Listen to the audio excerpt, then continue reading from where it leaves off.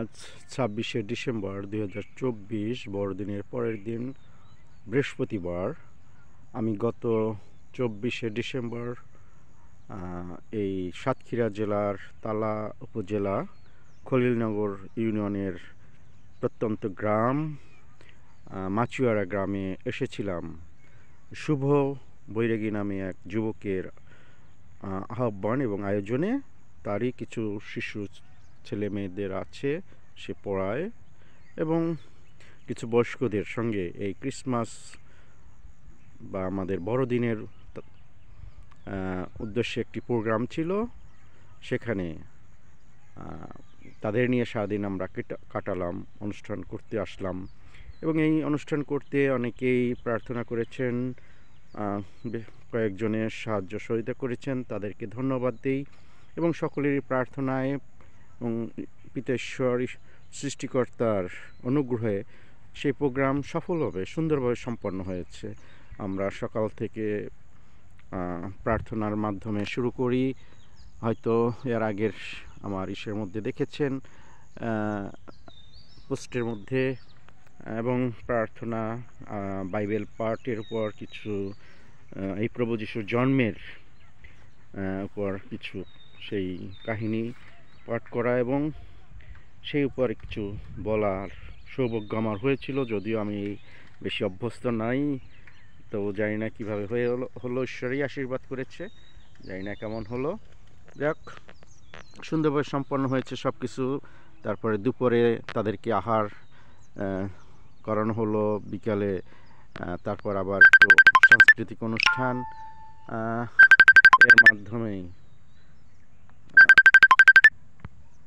এর মাধ্যমেই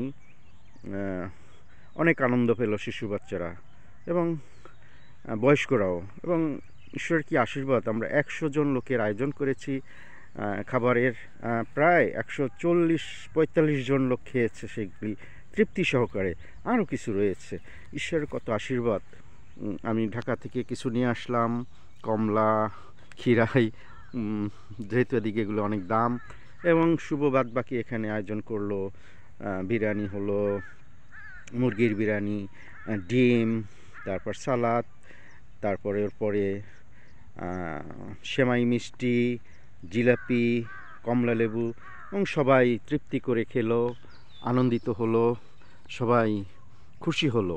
এইটাই তো আমাদের ঈশ্বর সৃষ্টিকর্তা চান, যে কেবলমাত্র আমরাই ভোগবিলাস করব না, স্বার্থপরের মতো নিজেদের চিন্তাই করব না, অন্যদেরকে কিভাবে, অসহায় অভাবীদেরকে আমরা তাদের পাশে দাঁড়াতে পারি, তাদের মুখে একটু হাসি ফোটাতে পারি, তাদেরকে একটু সহযোগিতা করতে পারি, সেইটাই তো চান। আর সেই সুযোগ পেয়েছি, সেই আহ্বানেই এসেছি।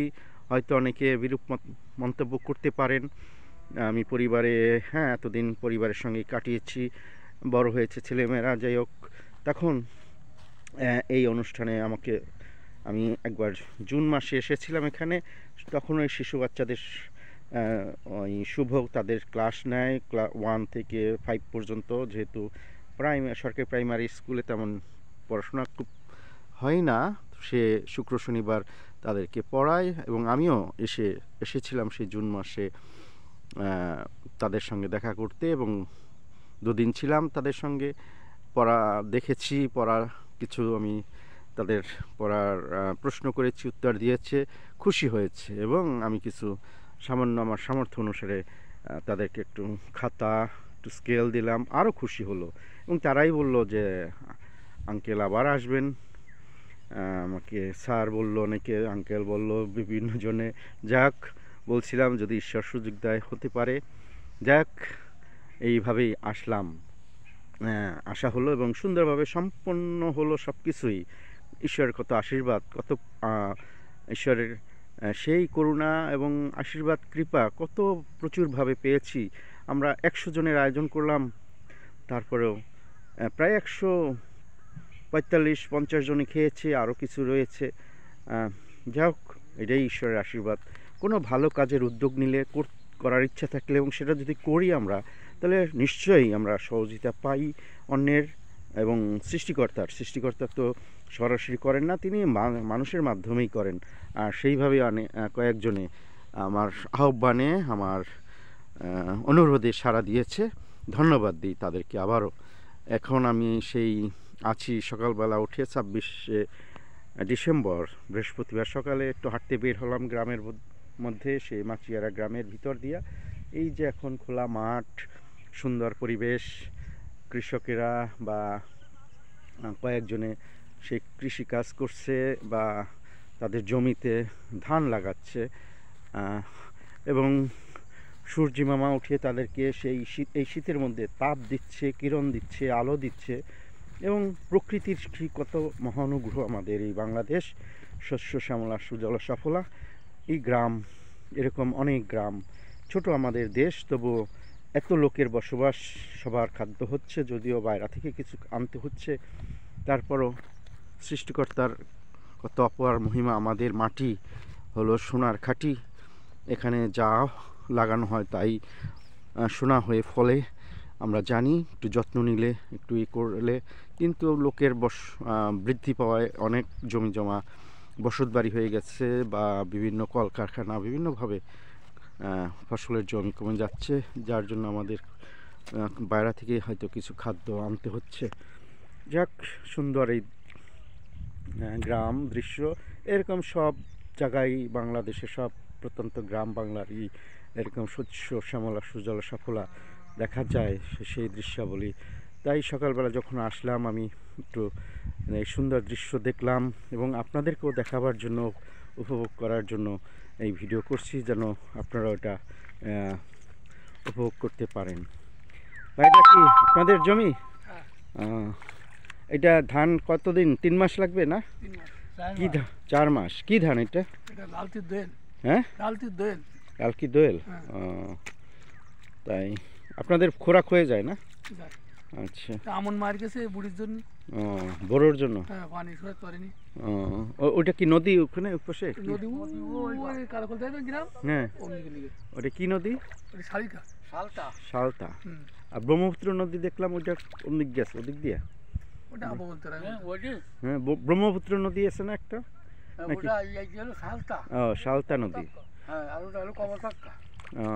আমার এটা শুনি। আপনাদের শীত করে না, ঠান্ডা লাগে না? না কাজ করতে করতে? এই যে সূর্য, সৃষ্টিকর্তাকে সুন্দর সূর্যের আলো দিছে, তাপ দিছে, হ্যাঁ, ভালোই করেন। আমি আসছি ঢাকা থেকে, অবশ্য আমার বাড়ি বরিশাল শহরে, আবার গোপালগঞ্জে আমার বাপদাদার বাড়ি, কোটালীপাড়া গ্রাম, কোটালীপাড়া থানা। যাক, ভালোই লাগলো আপনাদের এই গ্রাম। দূর দূরান্তে যত দূর যায় গ্রাম আছে, এবং ঘর বাড়ি, গাছপালা, বাড়িঘর রয়েছে, সুন্দর, কত মনোরম পরিবেশ। এখানে দেখা যায় সেই এক বৃদ্ধ মহিলা, উনি তার গৃহপালিত ছাগলদের নিয়ে মাঠের দিতে আসছে ঘাস খাওয়াবার জন্য। আছে যে এগুলো, এটা ধান ক্ষেতের বীজ বলে হয়, এখানে রোপণ করা হয়, তারপরে এখান থেকে নিয়ে লাইন করে করে সেই আবার লাগানো হয় সেই ধান খেতে। এই একটা কবুতর একটা মারা পড়েছে, কিভাবে এখানে পড়ে আছে।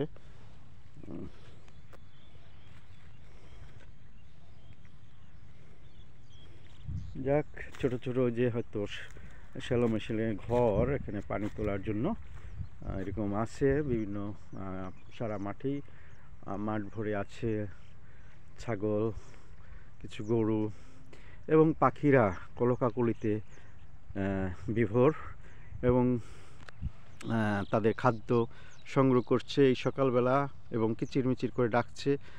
ওই দূরে একটি বিড়াল মাঠের মধ্যে দিয়ে যাচ্ছে। কত সুন্দর মনোরম পরিবেশ, কত সুন্দর দৃশ্য। আমরা হয়তো অনেকের সময় হয় না, সুযোগ হয় না এটা দেখার জন্য। তাই আমি যখন আসলাম সকালবেলা, একটু আমি যখন দেখতেছি এগুলি, আপনাদেরকেও দেখাবার জন্য, একটু উপভোগ করার জন্য এটা পোস্ট করছি। হয়তো জানি না কীভাবে হচ্ছে, আমি অত কম্পিউটারে কম্পিউটার আমি 1990 সাল থেকে এই কাজ করে আসছি, কিন্তু ভিতরে অনেক কিছু আমি করি না কাজ, যেটু প্রোগ্রামে, বিভিন্ন প্রোগ্রামে করেছি। আমাদের সফটওয়্যারে। কিন্তু এই যে মোবাইলও আমি বেশি দিন হইতে আর আমরা করিনি। আমার 2018 সালে আমার মেয়ের একটা মোবাইল ছিল, নষ্ট হয়ে গিয়েছিল, সেটাকে ক্রম সারিয়ে এবং অফিসের প্রয়োজনেই শুরু করলাম ফেসবুক। তারপর থেকে সেই নষ্ট দিয়ে চালাবার পরে সে নষ্ট হলো, আর কেনা হলো না। আমি বাটন মোবাইল দিয়ে চালাতাম, পরে আবার মেয়ে কিছুদিন পর টাকা দিল যে কিনে নিতে একটা কারণ আমার লাগে অফিসিয়ালিভাবে এবং অন্যান্য ক্ষেত্রেও। কিন্তু তাও সংসার প্রয়োজনে ভেঙে ফেলেছি। পরে গত বৎসর গত বৎসর আগের বৎসর 22শে ডিসেম্বরের 26 তারিখ আমার মেয়েই আবার নিয়ে গেল বাজারে, দোকানে মোবাইল কিনে দেবে। কিন্তু আমি বললাম না, এত দামি মোবাইল দরকার নেই, অল্প কমের দামের মধ্যেই দিও। তাই মাত্র 10,000 টাকার একটা মোবাইল আমি নিলাম, যাতে একটু ফেসবুক দেখা যায় বা অন্যান্য ইমেইল বা অন্যান্য কিছু করা যায়। যাই হোক, এটা দিয়েই আমি চালাচ্ছি। যেখানে যাচ্ছি সেই দৃশ্যগুলি ধারণ করছি এবং অনেককে দেখাবার সুযোগ করে দিচ্ছি। অনেকে এটা হয়তো বিরূপ মনোভাব করতে পারে, জানি না, কারণ বিভিন্ন জনের বিভিন্ন মন, যে যেভাবে দেখে, যার মন যেরকম সেরকমই দেখবে। তো গ্রাম বাংলার সেই দৃশ্যাবলী দেখাবার সৌভাগ্য হলো। ওখানে একটা দূরে দেখা যায় ঘোড়ার মতো, যাই একটু কাছে, যে এখানে পেঁচা, অনেক বেশ কিছু পেঁচা পাখি মাটি খাচ্ছে।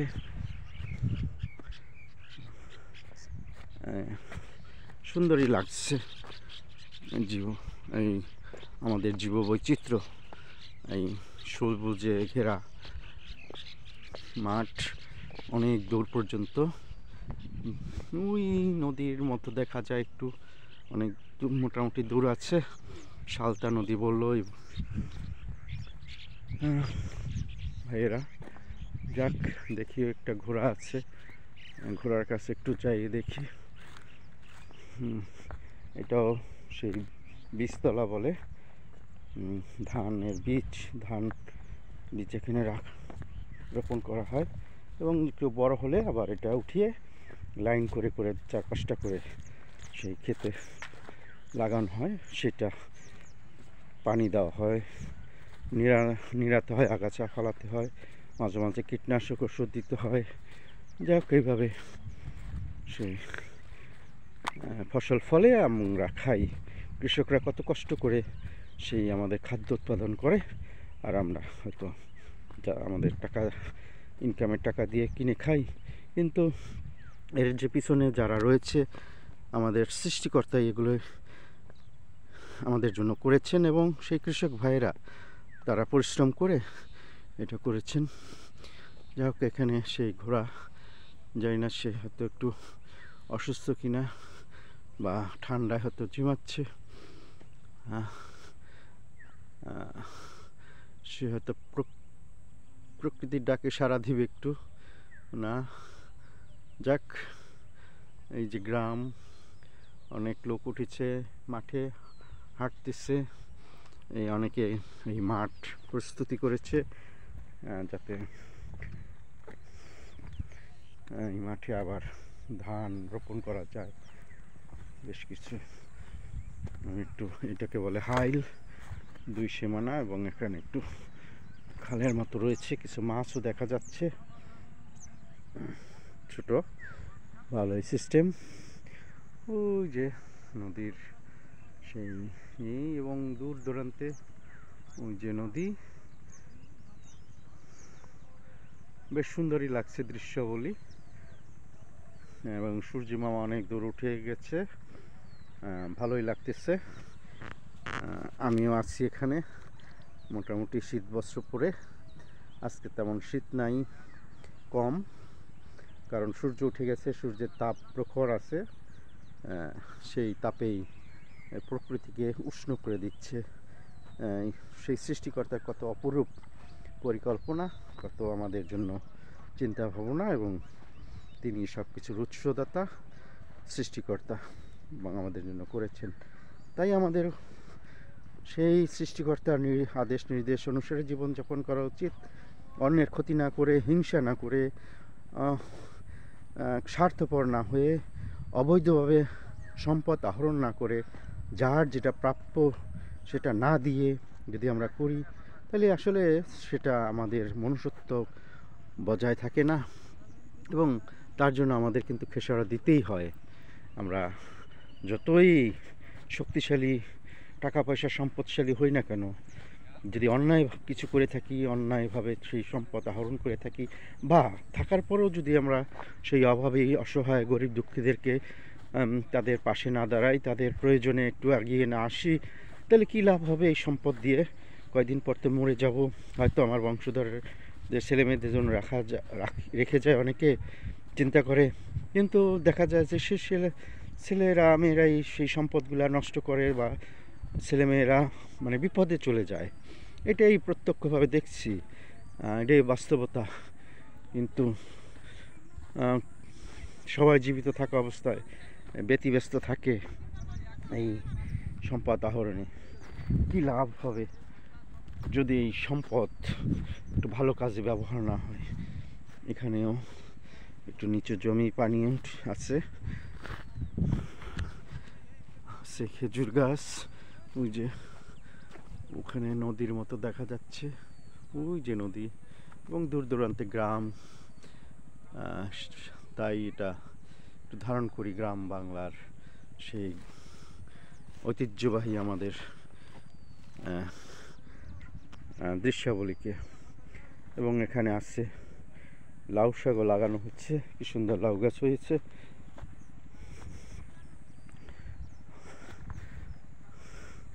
ওই যে অনেক দূরান্তে, এখানে হয়তো শহরেও ব্যস্ত কর্মময় জীবনে অফিস আদালতে যাচ্ছে, স্কুল কলেজে বিভিন্ন কাজে, এবং গ্রামের মানুষও আরও ভোর থেকেই উঠে তাদের গ্রাম্য কর্মকার্য, মাঠে ঘাটে খেতে কাজ করছে, নিজেদের কাজ নিজেরাই করছে।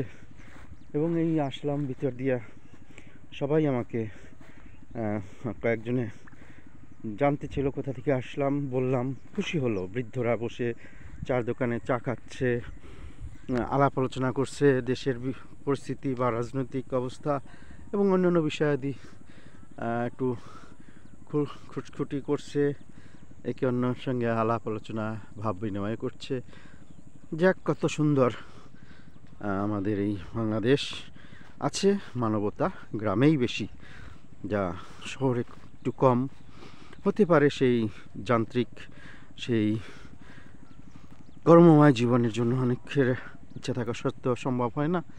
তবু অনেকেই করে থাকেন, গ্রামে চলে আসেন, দেখেন এবং গ্রামে সাহায্য করেন অভাবীদের।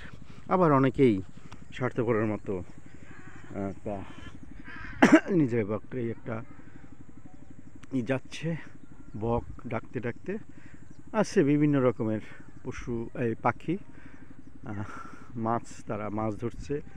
ওই যে গ্রাম, ওই যে নদী, সেই সালতা নদী বলে। দেখি, এখানে আপাতত রাখি।